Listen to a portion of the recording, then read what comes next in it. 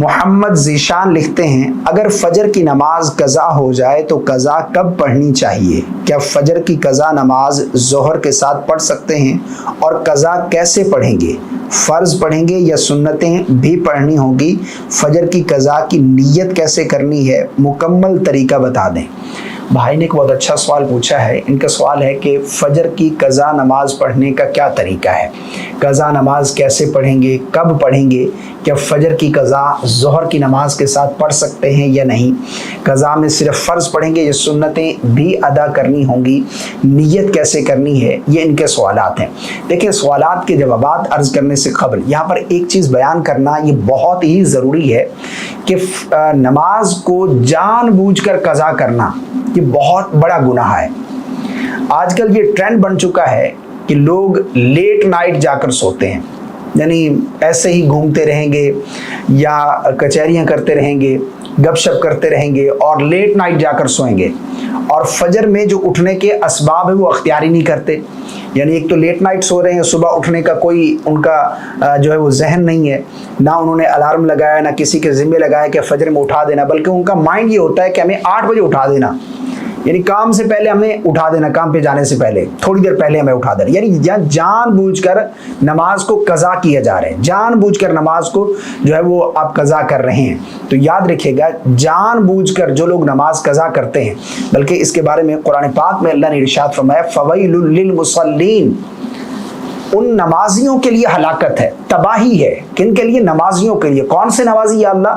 الذین هم عن صلاتهم ساہون، جو اپنی نمازوں میں غفلت برتتے ہیں، ان نمازیوں کے لیے ہلاکت ہے، تباہی ہے۔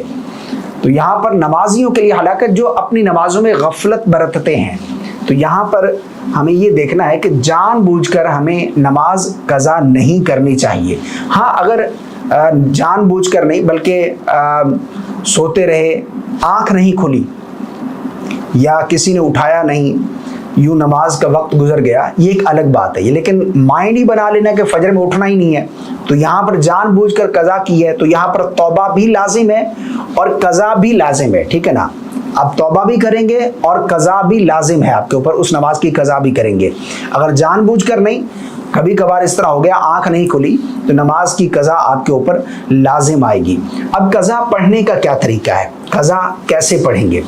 دیکھیں، فجر کی قضا کس وقت ہم پڑھیں گے یہ بھی میں آپ لوگوں کو بتاتا ہوں۔ قضا پڑھنے کا بالکل آسان طریقہ ہے۔ سب سے پہلے آپ نے نیت کرنی ہے۔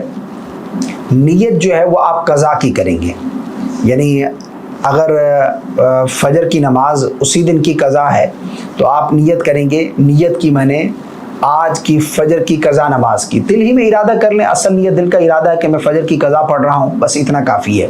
اس کے بعد تکبیر تحریمہ اللہ اکبر کہہ کر ہاتھ باندھ لیں گے۔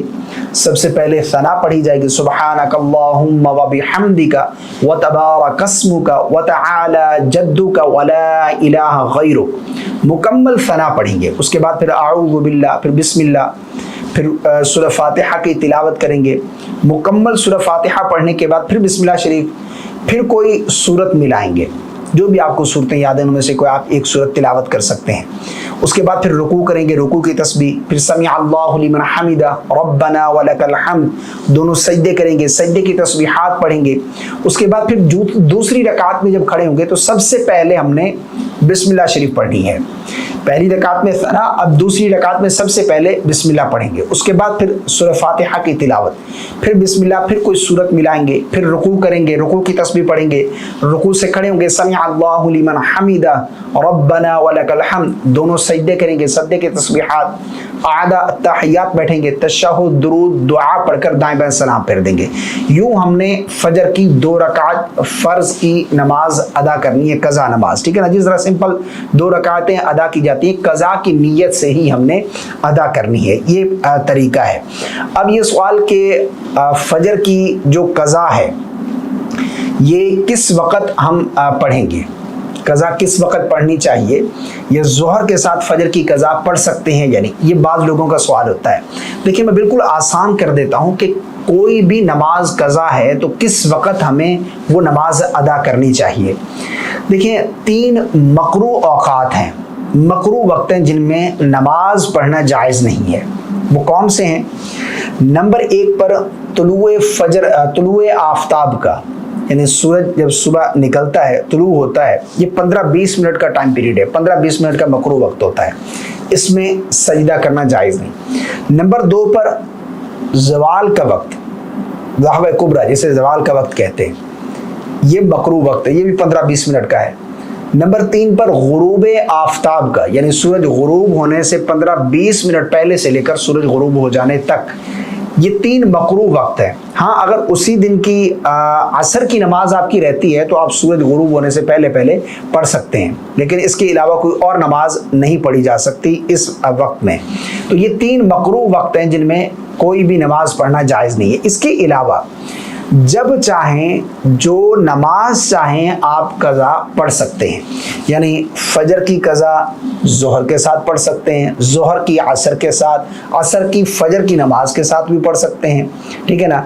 इसी तरह आप मगरिब की कज़ा नमाज इशा के बाद या फजर के बाद, यानी जो नमाज जितनी जल्दी हो सके हमने कज़ा नमाज को अदा करके इस फ़र्ज़ से बरी ज़िम्मा होना है।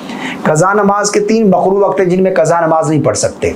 इसके अलावा जब चाहें आप कोई सी भी कज़ा नमाज आप जिस वक्त चाहें पढ़ सकते हैं। बाद लोग ये समझते हैं कि जो नमाज कज़ा हुई है, यानी फजर की नमाज कज़ा हुई है तो अगले दिन फजर के साथ ही कज़ा पढ़ेंगे, ज़ोहर की नमाज है तो अगले दिन ज़ोहर के साथ कज़ा पढ़नी होगी। तो ये बिल्कुल गलत है, ये गलत तस्वुर है। जितनी जल्दी हो सके हमने कज़ा नमाज को अदा करना है। फजर की कज़ा ज़ोहर के साथ, असर के, मगरिब के, इशा के साथ भी पढ़ सकते हैं, ठीक है ना। कोई भी नमाज किसी भी वक्त आप कज़ा पढ़ सकते हैं, 3 मकरू वक्त जो मैंने बताए हैं। अब इनका एक और सवाल भी था कि फजर की जो रकातें हैं वो 4 हैं, 2 सुन्नत 2 फ़र्ज़।